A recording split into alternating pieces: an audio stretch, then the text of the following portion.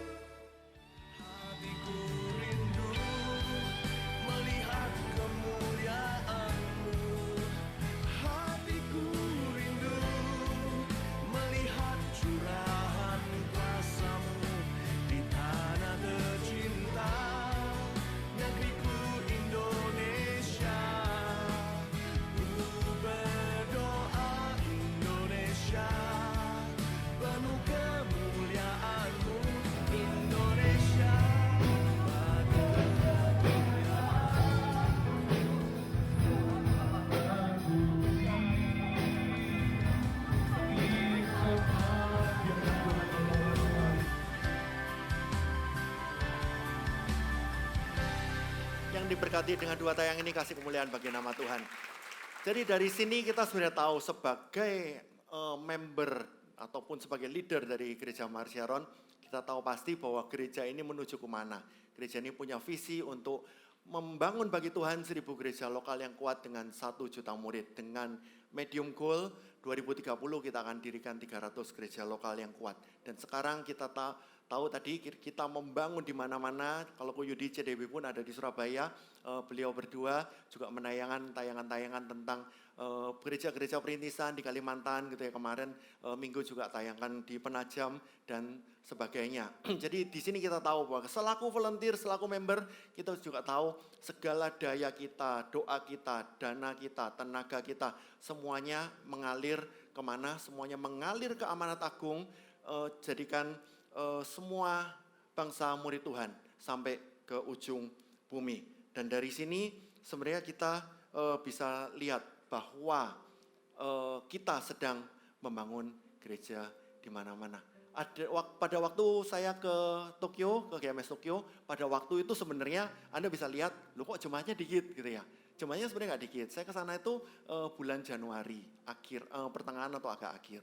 Mereka pada Desember mengadakan Natal, itu kira-kira yang hadir 50 orang gitu, Ko John Lee. Nah, habis itu Januari itu adalah masa-masa ujian bagi orang-orang Jepang. Dan Anda tahu pernah baca komik gitu ya, komik apalah gitu, saya nggak usah sebut. Kalau dulu kita kalau waktu musim-musim ujian itu sedemikian susah ujian di Jepang sehingga mereka seringkali harus di rumah berhari-hari sebelumnya dan waktu ujian mereka juga mengatakan sorry nggak bisa datang. Padahal di Tokyo itu kita tahu itu pusat kotanya, padahal dari Osaka, dari Nagano, dari Hiroshima dan lain-lain itu jemaat rela untuk naik Shinkansen dan itu nggak murah. Itu 2-3 jam sampai ke Tokyo, ada yang 4 jam, 5 jam hanya untuk beribadah. Dan pada waktu itu ketuanya Andrew mengatakan pada saya, sorry ini banyak yang nggak bisa datang, yang datang hanya 8. Bagi saya ngomong nggak masalah. Saya pergi kemanapun ataupun kita semua leader dan pemimpin rohani di tempat ini, kemanapun kita nggak pernah lihat jumlah gitu. Asalkan itu perintisan gitu ya. Seperti itu, kalau misalnya gereja udah berpuluh-puluh tahun atau bertahun-tahun, kalau misalnya itu masih segitu saja, memang ada perlu dipertanyakan. Tetapi untuk perintisan, saya tidak pernah lihat jumlah. Saya akan mengatakan pada mereka, Anda 8 orang ini adalah soko guru untuk membawa kegerakan api Roh Kudus sampai ke seluruh Jepang dan itu dimulai dari Anda. Kenapa? Karena pada waktu itu saya share kepada mereka bahwa gimana cara Tuhan melihat itu beda dengan cara kita melihat. Saya mencoba lihat dari cara pandangnya Tuhan. Anda berdelapan yang ada di GMS Tokyo itu adalah benih. Benih itu memang kecil, tapi benih itu punya potensi untuk bertumbuh. Oleh karena itu Tuhan bicara sama kita. Jika kamu punya iman sebesar biji sesawi, Tuhan menghargai iman kita walaupun sebesar biji sesawi. Tahu nggak biji sesawi itu sebesar apa? Kalau kita punya bolpen, bukan bolpen yang tebal nih, bolpen yang biasa, bolpen yang murah, itu tempelkan di kertas, biji sesawi itu segede itu. Dan kalau Tuhan mengatakan, jika engkau punya iman sebesar biji sesawi, loh kok itu kan, Tuhan itu kan kecil, tapi Tuhan tidak ngomong jika engkau punya iman sekecil biji sesawi, enggak. Bagi Tuhan mengatakan jika engkau punya iman sebesar biji sesawi, karena Tuhan sendiri juga beriman atas imannya kita. Dan Tuhan tahu biji sesawi walaupun cuma 1 titik, 1 iota, itu bisa ditaruh di tanah, dan kalau biji ini benar-benar sehat, benar-benar itu dia punya potensi bertumbuh sampai pohon setinggi 4-5 meter. Makanya Tuhan berkata bahwa jika engkau punya iman sebesar biji sesawi, iman itu bisa memindahkan gunung. Makanya kenapa kok misalnya kalau kita punya CG gitu ya, kita mau memimpin CG atau kita member CG kita sedikit sekarang, jangan putus asa. Tahun 2009, awal-awal saya dan istri bergabung di Gereja Mas Sharon, CG kami kecil, nggak terlalu besar. Gitu, CG kami kadang-kadang 6 orang, kadang-kadang 10 orang, pernah suatu saat itu 4 orang. 4 orang maksudnya CGL kami, karena kami baru gabung ya, CGL kami suami istri dan kami berdua suami istri. Benar-benar 4 orang selama beberapa kali.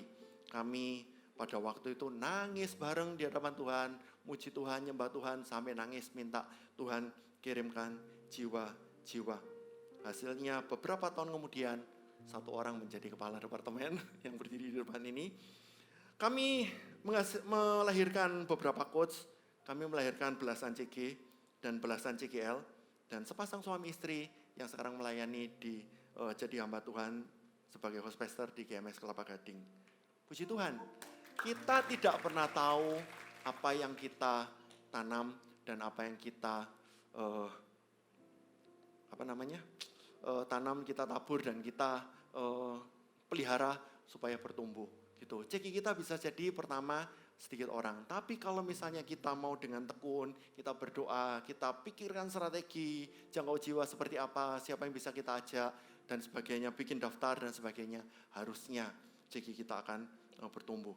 Kita baca dari Kisah Rasul 3 ayat 1. Kisah Rasul 3 ayat 1. Lembaga Alkitab Indonesia memberikan judul Petrus menyembuhkan orang lumpuh. Ayat pertama, pada suatu hari menjelang waktu sembahyang, yaitu pukul 3 petang, naiklah Petrus dan Yohanes ke bait Allah. Waktu sembahyangnya orang Yahudi itu sama dengan waktu sembahyangnya orang sebelah. Seperti itu, yaitu pada waktu matahari terbenam. Tetapi uniknya di sini dikatakan pada suatu hari menjelang waktu sembahyang, yaitu pukul 3 petang. Asumsi deh, kalau misalnya waktu matahari terbenam itu pukul 5:30 atau pukul jam 6 sore, di sini 3 jam sebelumnya Petrus dan Yohanes sudah naik ke bait Allah. Datang ke bait Allah itu berarti datang ke gereja. Datang ke gereja, datang ke CG itu datang dengan penuh ekspektasi. Jangan telatan tapi jadi teladan gitu ya. Seperti itu. Bagaimana kalau kita ingin CG kita bertumbuh, CG kita berapi-api, kalau kita sendiri, kita juga datangnya telat. Ini tidak ada pesan sponsor, kita bicara antar volunteer. Pastor John Lee tidak ada pesan sponsor apapun, dan setiap ibadah 1, 2, dan 3, apa yang saya ngomongkan benar-benar, apa yang ada yang Tuhan kasih dalam diri kita. Mari kita datang sama-sama kalau ke gereja, ke CG, itu dengan persiapan, dengan ekspektasi, dengan harapan, bahwa CG kita akan menjadi luar biasa, Tuhan lawat luar biasa. Mulai dengan CG atmosfer dulu, bangun mesbah doa sebelum CG-nya dimulai. Kalau bisa berapa, katakanlah setengah jam, 15 menit sebelumnya mungkin terlalu terburu-buru, setengah jam sebelumnya sudah datang. Apalagi sekarang kan onsite kan, ada sangat-sangat jarang yang online, kalaupun memang benar-benar berhalangan baru online.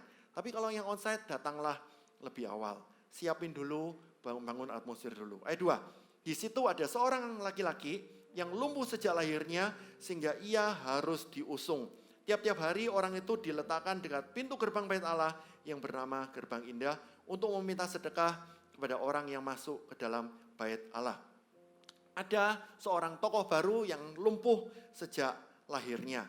Dan di sini bisa jadi kita melihat ada beberapa orang yang, bukan beberapa orang, ada semua orang yang lahir di dunia ini tidak bisa memilih. Dia mau lahir di keluarga seperti apa, dia mau lahir dalam kondisi seperti apa.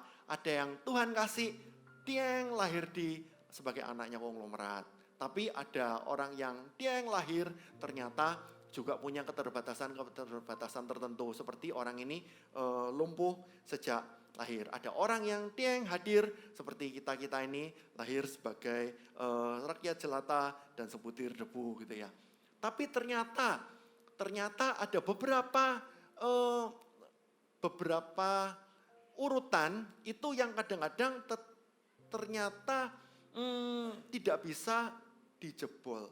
Contoh misalnya, bahwa misalnya ada si kakek ini menjadi pengemis, lalu ayahnya menjadi pengemis, anaknya menjadi pengemis, nanti anaknya si anak ini menjadi pengemis, terus buyutnya ini juga jadi pengemis, dan selanjutnya. Itu namanya kemiskinan struktural, dan kita bisa jadi apakah itu ada kutu keturunan dan lain-lain. Seperti itu. Dan memang tugas kita mendoakan supaya keturunan itu dihilangkan.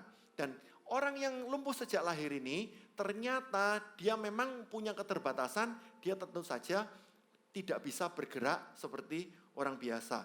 Jadi orang yang lumpuh ini harus diusung, dan orang ini otomatis sangat-sangat tergantung pada pertolongan orang lain. Kita bisa ingat gitu ya, bahwa ketika pada waktu itu Tuhan Yesus sedang berkhotbah di satu rumah, ada 4 orang menolong satu teman lumpuh. Gitu. Saya nggak bisa bayangkan gitu ya, bahwa orang lumpuh ini seberat apa sehingga harus digotong sama 4 orang. Biasanya kan cukup 2 orang untuk menggotong.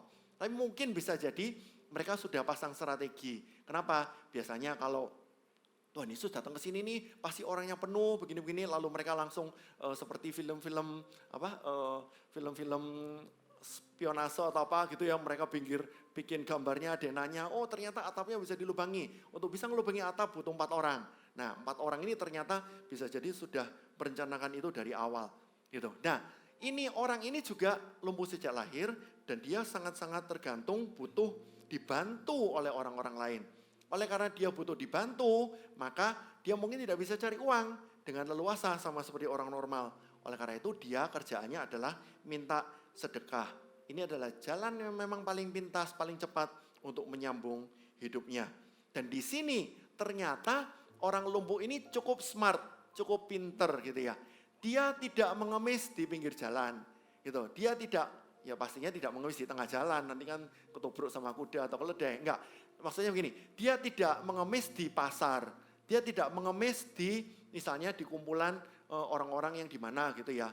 Tetapi dia mengemisnya di depannya bait Allah. Karena dia tahu bahwa orang-orang yang ke bait Allah itu datang dengan berbagai macam motivasi.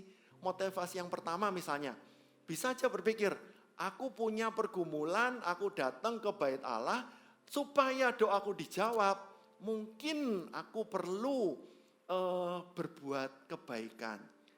Caranya berbuat kebaikan yang paling cepat adalah ketika ada pengemis di depan pintu gerbang bait Allah, maka aku akan kasih sebagai upayaku dalam tanda kutip menyokok Tuhan supaya Tuhan mengabulkan doaku, aku kasih sedekah kepada si pengemis ini, apalagi si pengemis ini terkenal lumpuh sejak lahir. Memang dia harus di luar bait Allah. Kenapa? Orang-orang yang cacat, disabilitas dan sebagainya tidak boleh masuk ke dalam pelatarannya bait Allah. Jadi pengemis ini cukup strategis, cukup smart. Dia minta temannya, aku tolong ditaruh di depan pintu gerbang bait Allah, dekat orang lalu lalang supaya aku bisa dapat banyak penghasilan dari belas kasihan orang-orang. Ayat yang ketiga, ketika orang itu melihat bahwa Petrus dan Yohanes hendak masuk ke bait Allah, ia meminta sedekah. Dan kita bisa lihat bahwa lama-lama pengemis ini, oh ternyata enak juga ya. Cuma duduk, teriak-teriak misalnya, terus autodrama sedikit gitu ya, pasang wajah agak memelas, dapat duit banyak.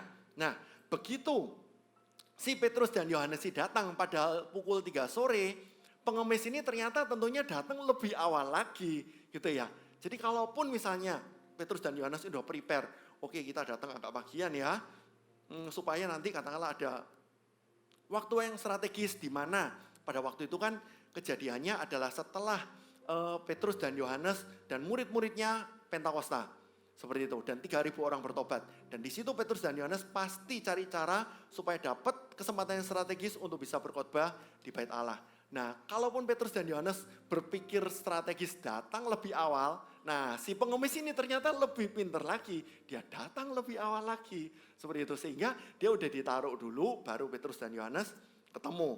Dan ia melihat Petrus dan Yohanes tidak masuk dari bait Allah, ia meminta sedekah. Langsung pasang muka belas kasihan dan minta Petrus dan Yohanes untuk mengasihani dia dan memberi dia uang. Jadi orang lumpuh ini mengemis sebagai profesi, mengemis sebagai komunitas, dan biasanya kita tahu kadang-kadang ada yang mengorganisir juga loh. Padahal ini di luar halaman bait Allah, tempat di mana manusia hendak ketemu dan menyembah Tuhan. Ada beberapa orang bisa jadi, mungkin ketika datang ke JG kita, bisa jadi kadang-kadang jiwa-jiwa yang baru atau apa, datang dengan motivasi yang kurang tepat. Ada yang datang misalnya untuk apa gitu ya, ada yang datang untuk debat doktrin misalnya, ada yang datang untuk apa lagi, ada datang mungkin juga dengan motivasi yang benar-benar haus akan Tuhan, tapi mungkin karena ekonominya terdampak atau karena butuh didoakan untuk kesembuhan dan lain-lain. Jadi ada berbagai macam motivasi, tetapi intinya bahwa apa yang selama ini kita lakukan di CG atau apa yang selama ini kita lakukan di ibadah, jangan sampai seperti motivasi dari si pengemis ini, yaitu untuk mendapatkan uang, Oleh karena itu sekedar disclaimer, di CG tidak boleh ada pinjam meminjam uang, tidak ada prospek memprospek bisnis, dan lain-lain seperti itu. Nah, oleh karena itu kita harus lihat bahwa CG dan ibadah ini adalah tempat kita bersama untuk ketemu sama Tuhan. Tetapi ada beberapa orang mungkin yang melihat CG itu sebagai satu alat untuk mencapai tujuan mereka pribadi. Dan ini harus menjadi self introspection bagi kita. Kita datang ke CG ini untuk apa? Gitu. 1 Timotius 3 ayat 5 mengatakan, gak usah dibuka, secara lahiriah mereka menjalankan ibadah mereka, tetapi pada hakikatnya mereka memungkiri kekuatannya. Jauhilah mereka itu. Dan di sini saya ingin meng-highlight satu kalimat, jangan memungkiri kekuatan ibadah. Jadi kalau kita ber-CG, jangan pernah memungkiri kekuatan CG. Kalau kita beribadah, jangan pernah kita memungkiri kekuatan dari ibadah. Alias, jangan main CG-CG-an, jangan main ibadah-ibadahan. Ibadah itu adalah tempat yang sakral, CG juga adalah tempat yang sakral ketika Tuhan hadir dan Tuhan melawat umatnya. Ayat keempat, mereka, Petrus dan Yohanes, menatap si pengemis itu, dan Petrus berkata, lihatlah kepada kami. Dan di sini Petrus berusaha untuk mengubah cara pandang pengemis ini ketika melihat Petrus sebagai seseorang yang bakal memberi dia uang. Harusnya Petrus ingin menyodorkan atau menawarkan sesuatu yang lebih daripada uang. Hai Anda yang menjadi CG leader, apakah TL, coach, CGL, sponsor, ataupun sponsi dan sebagainya. Kita ini leader.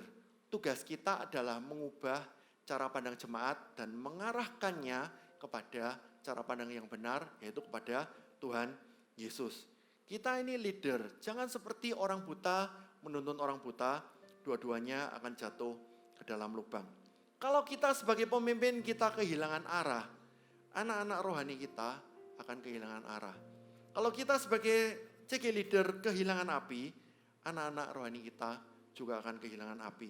Jadi jangan mengarahkan member CG atau jemaat gereja Mar Sharon ke dalam lubang. Jadi pemimpin harus punya visi yang kuat, harus punya value yang kuat, harus punya karakter yang kuat. Tugas kita pertama sebagai leader adalah, kalau misalnya di otomotif itu seperti mobil yang penggerak roda depan. Jujur memang capeknya minta ampun kadang. Penggerak roda depan, apalagi kalau mendaki ya, di Balikpapan ini kan jalannya juga naik turun. Makanya kenapa kok misalnya BBM itu mungkin akan terasa lebih boros di Balikpapan daripada di Surabaya misalnya, karena ada naik dan ada turunnya. Nah, mobil yang penggerak roda depan itu susah karena dia di depan rodanya itu menarik semua gerbong atau semua kendaraan dan dia nariknya dari depan. Lebih gampang kalau misalnya mobil itu penggerak roda belakang. Tapi kita sebagai pemimpin, kalau misalnya memang CG kita lemah, kita harus punya api, kita harus punya inisiatif, dan kita harus punya kemampuan untuk menggerakkan CG kita untuk kita naik bersama-sama. Terus setelah itu, muridkan mereka, kasih visi, lalu ujungnya akan mobil ini tidak menjadi front wheel drive lagi, penggerak roda depan, tapi bisa menjadi four wheel drive atau all wheel drive. Jadi CG kita akan melaju lebih kencang lagi. Ubah cara pandang jemaat. Dengan cara mengubah pandang jemaat, maka saya ingin menawarkan satu hal, bahwa di CG kita, mari kita sama-sama merindukan kehadiran Tuhan, dan kita merindukan revival. Dalam CG, itu bagi saya yang penting ada 3, revival, evangelism, and discipleship. Evangelism mungkin kita udah lakukan di CG Fund. Discipleship kita udah lakukan, muridkan gitu ya, kadang-kadang ajak janjian, makan bareng, tanamkan value dan sebagainya. Dan yang pada ibadah sore hari ini, saya ingin tawarkan yang pertama, dalam CG itu harus ada revival. Jangan bikin drama, kalau memang nggak ada ya udah nggak apa-apa. Tapi begitu Roh Kudus melawat CG Anda, dan Anda tahu ini saatnya, maka lakukanlah revival itu. Mengapa sih GMS dikit-dikit revival, dikit-dikit karunia roh? Mengapa sih GMS kejar-kejar karunia roh? Karena kita tidak bisa bersandar pada kekuatan dan pengertian kita sendiri. Kita butuh penyertaan Tuhan dan Tuhan berjanji menyertai kita sampai akhir zaman. Sama seperti yang ada di Matius pasal yang terakhir. Jadi kalau Matius pasal terakhir dengan Markus 18 ayat 17 sampai 18 digabung, itu maka kita lihat dulu Markus 16 ayat 17 sampai 18. Tanda-tanda ini akan menyertai orang-orang percaya. Tanda-tanda ini bukan hanya menyertai gembala sidang, Pastor Philip Mantova, atau gembala regional, Pastor Yudi Gusmanto, atau gembala lokal, Pastor John Lee. Tetapi tanda-tanda ini akan menyertai orang-orang percaya. Orang-orang percaya siapa? Yaitu Anda dan saya.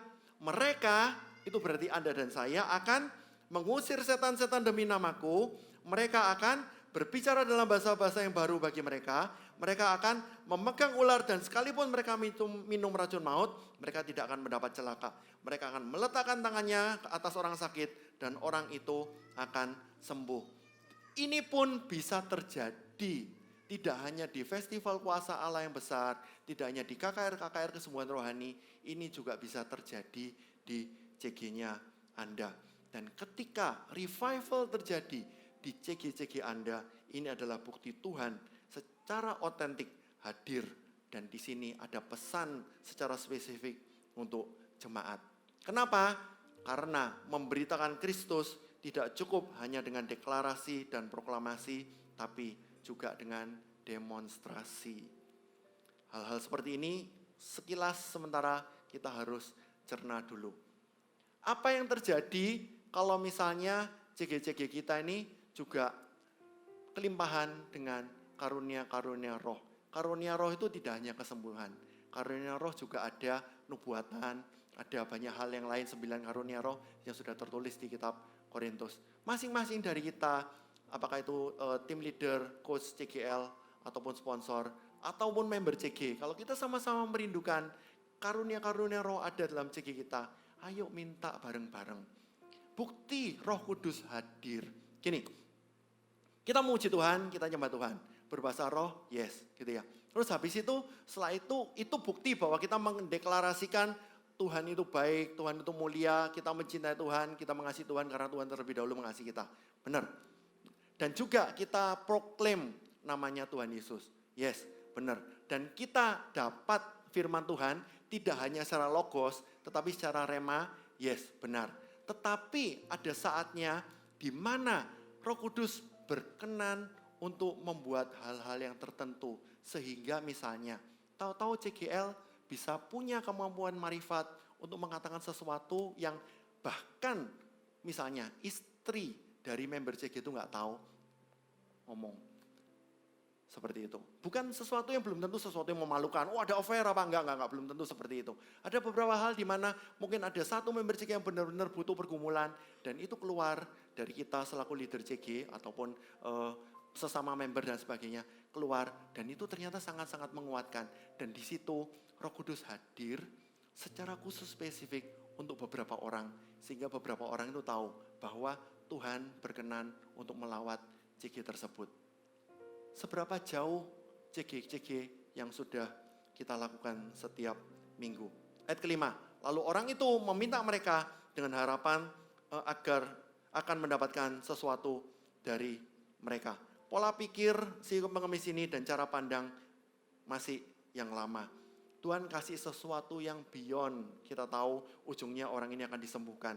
Bisa jadi orang-orang datang ke CG kita punya harapan bahwa sama seperti pengemis ini didatengin Petrus dan Yohanes, harapannya dapat uang untuk menyambung kebutuhan kehidupan sehari-hari. Bisa jadi ada orang-orang yang datang mungkin juga kesulitan uang, berharap ada Tuhan akan menolong dan akan terjadi mujizat supaya orang ini bisa menyambung untuk kehidupan sehari-hari. Ternyata orang jiwa baru yang hadir di CG kita ini malah dapat mujizat kesembuhan. Harapan dari jiwa-jiwa baru untuk cari ketenangan hati. Ternyata malah keluarganya dipulihkan. Harapan untuk dapat teman baru di gereja karena dia kesepian. Malah Tuhan selamatkan jiwanya. Harapan supaya mengurangi stres dan cari damai. Ujung-ujungnya malah jadi pemberita-pemberita Injil yang berani. Carilah dahulu kerajaan Allah dan kebenarannya, maka semuanya akan ditambahkan kepadamu. Amin. Ayat 6. Tetapi Petrus berkata, Emas dan perak tidak ada padaku, tetapi apa yang kupunyai, kuberikan kepadamu. Demi nama Tuhan Yesus Kristus, orang Nazaret itu, berjalanlah. Ini yang paling powerful ayat dalam pasal ini, emas perak tidak ada padaku. Artinya seperti apa? Bisa jadi yang pertama, Petrus dan Yohanes beneran gak punya duit. Duit aja gak punya, apalagi emas atau perak. Begitu ya. Seperti itu, beneran kantongnya dikeluarin kosong gitu ya, di rumah juga nggak ada duit, seperti itu. Yang kedua, Petrus dan Yohanes bisa jadi punya uang, bisa jadi punya sedikit emas atau punya sedikit perak. Tapi nggak bakalan cukup untuk biaya kesembuhan orang lumpuh ini. Apalagi kita tahu orang lumpuh ini lumpuh sejak lahir. Berapa banyak yang mau digelontorin uang atau emas atau perak untuk menyembuhkan kebutuhan yang benar-benar dari orang yang lumpuh sejak lahir ini. Dan yang ketiga, ada nama Tuhan Yesus yang mau di-highlight, yang mau ditekankan, distabilo, dilingkari, dikasih tanda panah. Sehingga ketika nama Tuhan Yesus ini di-highlight, maka kalimat yang pertama menjadi tidak terlalu penting lagi. Dan semua fokus dipusatkan pada inti pemberitaan Injil, yaitu Tuhan Yesus Kristus. Dan kita bisa menyimpulkan bahwa kebanyakan dari solusi dari masalah bukanlah emas atau perak. Jawaban dari masalah bukanlah emas atau perak, tapi karena manusia butuh Tuhan Yesus sebagai jawaban. Dan di sini Petrus dengan berani memproklaim nama Tuhan Yesus, itu berarti Petrus dan Yohanes pertama bertindak sebagai agen, sebagai wakil, sebagai utusan dari Tuhan Yesus. Yang kedua, berarti juga bahwa Petrus dan Yohanes melayani atas nama Tuhan Yesus. Dan yang ketiga, sebagai pengutus, Tuhan Yesus memberi wewenang, memberi otoritas, memberikan kuasa kepada Petrus dan Yohanes sebagai agen wakil utusan Tuhan untuk bertindak atas nama Tuhan Yesus. Jadi di sini nama Tuhan Yesus itu benar-benar berkuasa. Oleh karena itu, kita masing-masing jangan pernah minder. Petrus dan Yohanes ini aslinya nelayan. Tuhan Yesus pun juga pernah dibully karena juga ditolak. Karena pada waktu itu orang-orang di sana tahu bahwa Tuhan Yesus asalnya tukang kayu. Kalau Tuhan Yesus, Raja di atas segala raja, sudah kasih Anda posisi sebagai TL, sebagai coach, sebagai CGL, sponsor, bahkan member pun jangan pernah minder. Kalau kita suatu saat di CG, ketika ada orang atau jiwa baru berdatangan, amin dong. Dan si orang baru atau jiwa baru ini, VIP ini minta didoakan, jangan pernah minder. Apalagi kalau jiwa baru ini, VIP ini minta didoakan, padahal dia lebih kaya daripada Anda. Lebih terkenal daripada Anda, followernya ratusan kali lebih banyak daripada follower Anda, lebih berkuasa daripada Anda. Anda harus bilang, emas, perak tidak ada padaku. Rumah apartemen masih kontrak, masih sewa. Masih banyak angsuran yang harus dibayar. Bisnisku lagi terdampak, aku nggak tahu mau ada pemasukan dari mana. Karirku nggak naik-naik, papa mama mungkin sakit. Papa mama butuh biaya, adik perlu disupport biaya kuliah, uang sekolah anak juga belum tahu bayarnya gimana. Emas perak tidak ada padaku, tetapi apa yang kupunya, kuberikan kepadamu demi nama Tuhan Yesus. Bangkit, bangun, dan berjalanlah. Tahukah kita bahwa kondisi-kondisi kita, kondisi ekonomi kita, kondisi kita mungkin lagi mengalami masalah. Asalkan kita nggak berbuat dosa, nggak ada tuduhan rasa bersalah. Nama Tuhan itu berkuasa. Tapi ini disclaimer, tetap harus kerja keras loh ya. Jangan sampai dikit-dikit dalam nama Yesus, Anda nggak kerja dan sebagainya. Lalu tanya sama Tuhan, Tuhan kenapa engkau nggak mengasihi aku? Kita bisa lihat, kalau kita benar-benar hidup benar di hadapan Tuhan. Dan kita rindu terjadi revival, terjadi pemulihan di JG kita. Pakai dalam nama Tuhan Yesus. Dan di situ Tuhan akan berkenan. Ayat 7. Lalu ia memegang tangan kanan orang itu, ia Petrus memegang tangan kanan orang itu dan membantu orang itu berdiri, pengemis itu berdiri. Seketika itu juga kuatlah kaki dan mata kaki orang itu. Petrus memegang tangan kanan, membantu pengemis ini berdiri dan deklarasi harus dilanjutkan dengan tindakan untuk pembuktian medis, minimal lewat panca indera orang awam dulu. Dan di sini ada berapa banyak kita yang sudah berdoa dalam nama Yesus, bangkit dan berjalanlah. Lalu tidak berani untuk ambil tangan orang itu, bantu dia berdiri. Ketika kita benar-benar yakin dalam nama Tuhan Yesus sembuhlah engkau. Misalnya kita doakan anak JG, ada berapa banyak yang kita tanya, gimana perasaanmu, gimana apa yang kamu rasakan, ayo periksa ke dokter dan sebagainya dan sebagainya. Orang yang belum kenal Tuhan Yesus harus dituntun dulu, harus diajari dulu. Dan seperti inti CG yang saya tahu, yang kuat menopang yang lemah. Nanti iman orang jiwa baru ini, VIP ini, karakter orang ini, cara pikir orang ini akan menjadi kuat. Dia akan berdiri sendiri dan dia suatu saat bisa membantu orang lain. Ayat selanjutnya, ayat ke-8. Ia, pengemis ini, melonjak berdiri dan berjalan kian kemari dan mengikuti mereka ke dalam bait Allah. Berjalan dan melompat-lompat serta memuji Allah. Apa yang Tuhan kasih? Apa yang Petrus doakan? Dalam nama Tuhan Yesus, bangkit dan berjalanlah. Orang ini tidak hanya berjalan. Orang ini melompat-lompat serta memuji Allah. Inilah demonstrasi kuasa Tuhan. Itu sebabnya di Gereja Marsyaron ada FKA, ada STB, ada laporan-laporan kemenangan. Dan itu menjadi satu pattern untuk bisa kita teladani dan kita bisa lakukan di CG kita masing-masing. Oke, cukup teorinya. Sekarang, apa yang harus kita lakukan? Nah, seperti ini. Saya adalah salah seorang dari tim company-nya Pastor Philip. Seperti itu. Pada waktu tahun 2017, saya diminta oleh Pastor Philip untuk menjadi wakilnya Ko Yudi. Ko Yudi pada waktu itu gembalanya Pro M. Dan saya diminta untuk menjadi wakil gembalanya Pro M. Saya ini benar-benar gak punya karunia gimana-gimana gitu ya. Seperti itu. Dan pada waktu itu intinya saya tetap mau belajar. Karena itu setelah menjadi wakil gembala saya juga ditawari sekalian menjadi tim komunitas Ko Philip. Saya mau. Saya itu cuma pengen lebih deket-deket sama Ko Philip supaya pengen tahu, bukan supaya nyetrum gitu ya.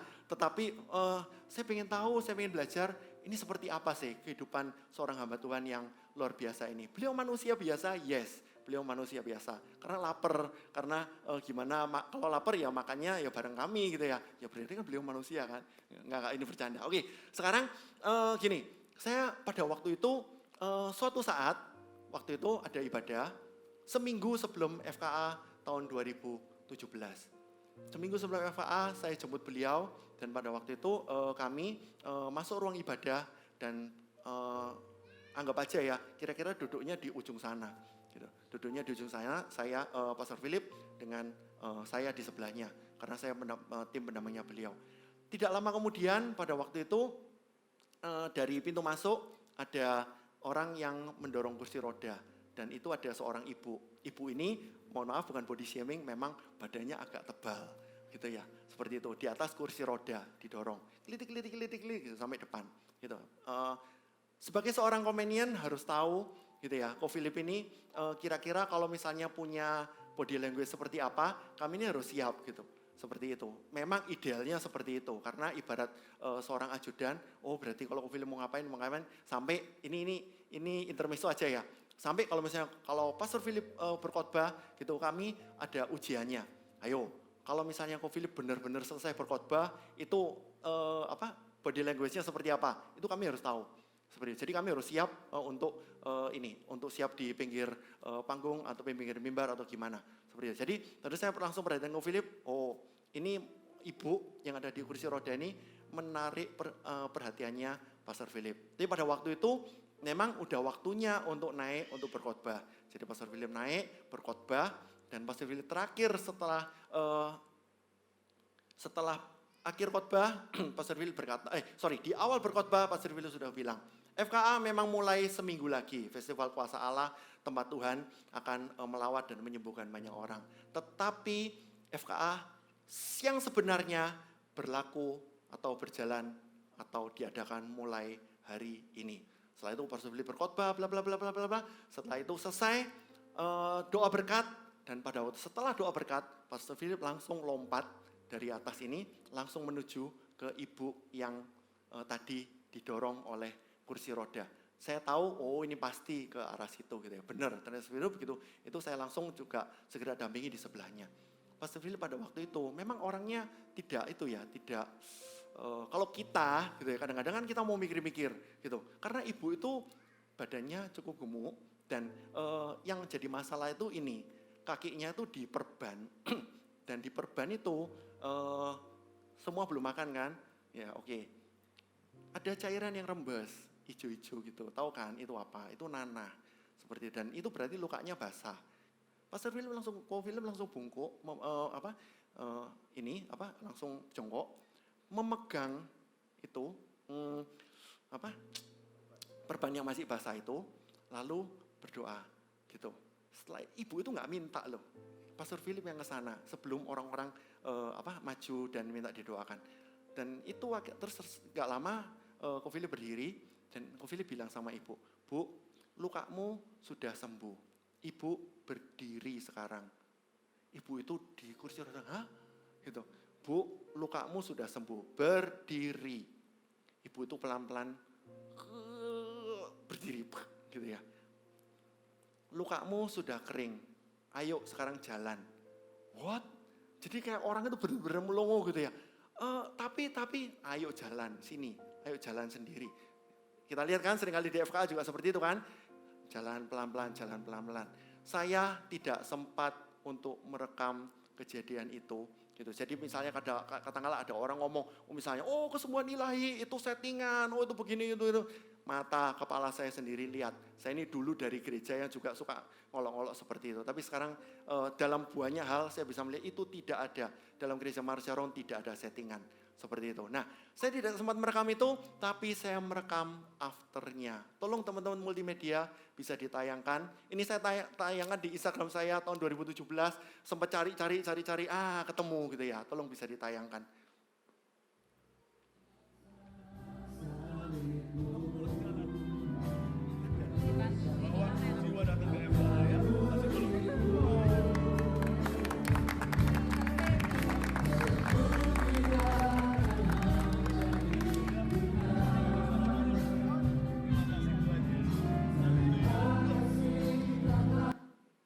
Kursi roda itu tidak diperlukan lagi dan ibu itu pulang jalan lagi. Puji Tuhan. Oleh karena itu membuat saya jadi semangat gitu ya. Kenapa? Sebelum CG, kalau bisa saya doa dulu, siang paginya kalau bisa puasa dulu. Saya pengen juga ada mujizat, ada lawatan Tuhan dalam CG saya. Oleh karena itu ketika pada waktu sebagai wakil gembala, tiap hari Selasa, CG kami hari Selasa, saya selalu doa dulu, puasa dulu, Tuhan apa yang hendak Engkau lakukan pada CG kami dan kami siap untuk menerimanya. Satu saat saya melawat Nili satu CG di daerah Surabaya Timur. Pada waktu itu kami datang sebelumnya, makanya itu pentingnya leader datang sebelum CG itu dimulai, doa atmosfer dulu. Dan ketika doa atmosfer, saya mendapatkan satu impresi. Gitu. Dan pada waktu itu, ketika waktu sharing, saya biasanya sebagai wakil gembala pada waktu itu, saya tidak mau ambil alih ini bisa didebat lah ya, cuman bagi saya mempersilahkan untuk yang memang waktunya tugas, ya tetap tugas, termasuk tugas SM dan sebagainya. Gitu. Nanti saya tinggal nambahin aja. Dan nambahin itu pun nambahi apa yang mempertajam apa yang sudah disampaikan, bukan memberikan topik baru. Jadi pada waktu itu saya tidak menambah, saya cuma ngomong, teman-teman saya cuma dapat impresi kira-kira yang hadir 20 orang pada waktu itu, saya cuma dapat impresi seperti ini. Saya mendapatkan penglihatan ada seperti shelter gitu ya, seperti shelter, seperti terminalnya bis gitu, seperti itu. Itu terbuat dari besi, gitu, tetapi ditumbuhi tanaman rambat, full, sangat-sangat teduh gitu ya, tidak gede, cukup hanya untuk 1-2 orang. Gitu. Dan ini saya interpretasikan seperti ini, bahwa ada beberapa di antara Anda yang mungkin sekarang sedang mengalami kelelahan. Ada beberapa Anda yang sekarang lagi burn out, yang lagi mau tidak tahu harus mau ngapain. Oleh karena itu saya menceritakan apa yang saya dapatkan ini, lalu supaya Anda-Anda yang mengalami kelelahan, burn out dan sebagainya, Tuhan adalah tempat berteduhnya Anda. Ini private, hanya untuk Anda 1 orang atau Anda 2 orang suami istri. Siapa yang memang hal ini untuk Anda, saya langsung tanya, mungkin ada beberapa Anda yang mungkin merasa kelelahan atau sebagainya, mungkin bisa respon, oh itu iya kok, saya kok, itu saya kok. Beberapa orang kami doakan, beberapa orang itu akhirnya kami tumpang tangan, mereka rebah, mereka dilawat oleh Tuhan. Tidak selesai sampai di situ, ada satu orang pasangan suami istri udah lama nggak dapat anak. Mereka juga ngomong itu, oh kok tolong doakan kami ya, gitu. Kami doakan, habis itu lupa. Tahun depan ada undangan datang mengunjungi rumah sakit gitu dari pasangan itu. Kenapa gitu ya? Ternyata operasi untuk melahirkan anaknya. Puji Tuhan gitu. Apa yang kita doakan pada waktu itu, apa yang Roh Kudus sampaikan, itu ternyata bisa jadi satu impresi yang menguatkan bukan untuk semua orang, tapi untuk 1-2 orang. Roh Kudus berbicara, ini loh, ini untuk kamu, ini untuk kamu. Mungkin bukan untuk orang lain. Tapi itu bukti bahwa Roh Kudus hadir dan secara otentik, secara spesifik bicara pada si A dan si B. Mungkin si C sama si D enggak. Nah, karena saya tadi udah cerita, saya dulu dibesarkan di gereja yang tidak terlalu atau malah mengecam mujizat dan lain-lain. Biasanya gereja-gereja berkata, uji dulu kalau dapat impresi atau dapat penglihatan. Harus uji dulu. Oke, saya masih dalam satu supaya ini benar-benar apakah ini benar-benar dari Tuhan atau enggak, saya harus uji juga kan.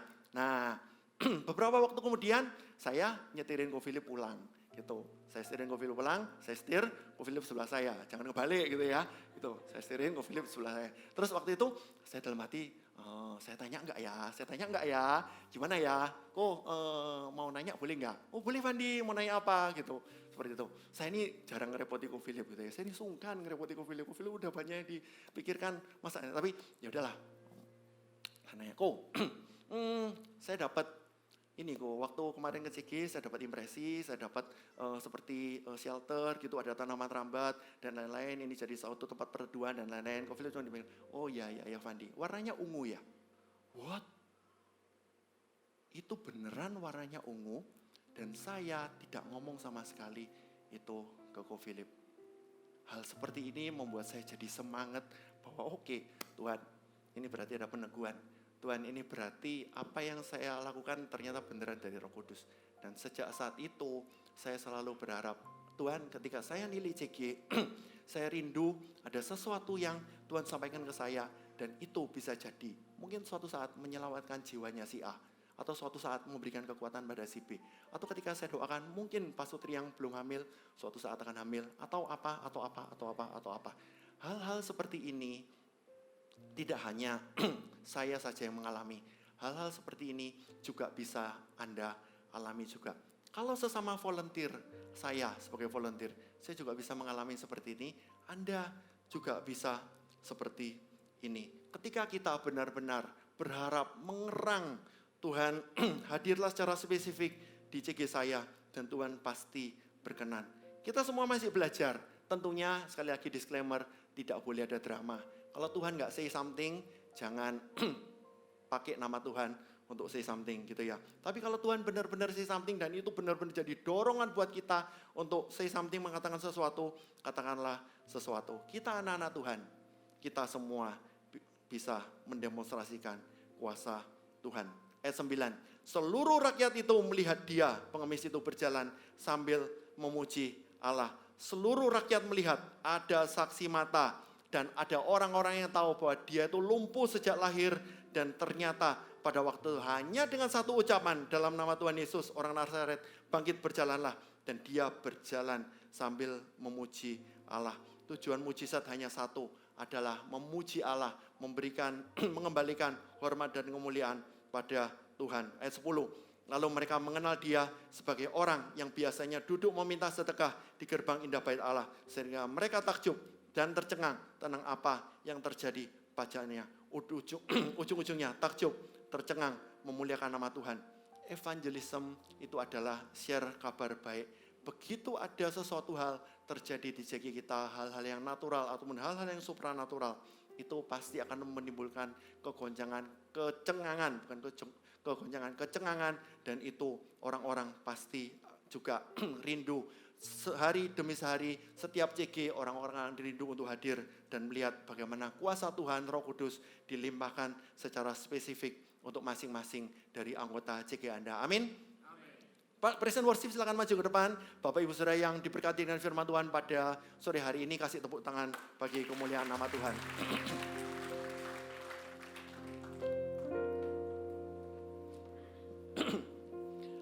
Satu lagi, ayo silakan berdiri yuk. Satu lagi cerita ya. Sebelum habis itu kita selesai.